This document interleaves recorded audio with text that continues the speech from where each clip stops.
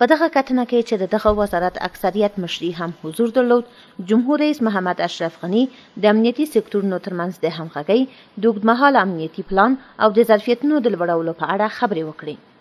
جمهور رئیس د هیواد امنیتي مسایلو ته په اشارې سره وویل چې هره ورځ حداقل 3 ساعته پر امنیتي مسایلو بوخت وي.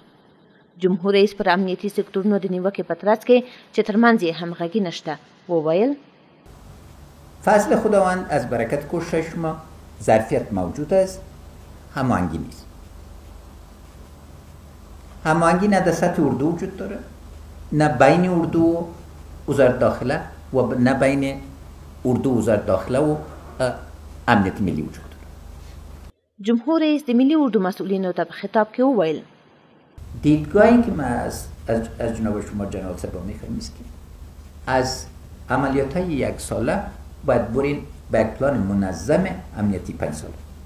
جمهور رئیس زیاته کړه چې د دریو امنیتي سکتورونو فعالیتونه د اوسنیو اړتیاوو ته ځواب نشي ویلی.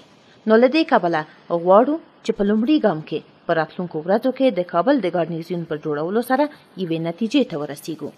جمهور رئیس د یوې مسلکي اردو پر جوړولو ټینګار وکړ او وی ویل چې غواړي یوه مسلکي اردو یې د دغه هیواد لپاره په میراث پاتې شي.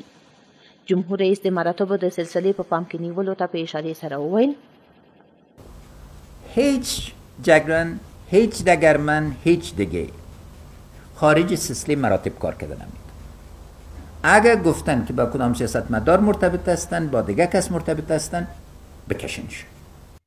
جمهور رئیس په ملي اردو کې د وړتیاو د تشخیص په اړه وویل چې په ملي اردو کې باید با تجربه افسران خپل ځای ناستي وروزي.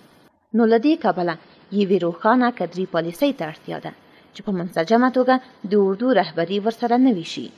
هغه کسان چې وړتیاوې لري په لومړیو کې باید تشخیص شي چې له پیل څخه ورباندې پانګونه وشي.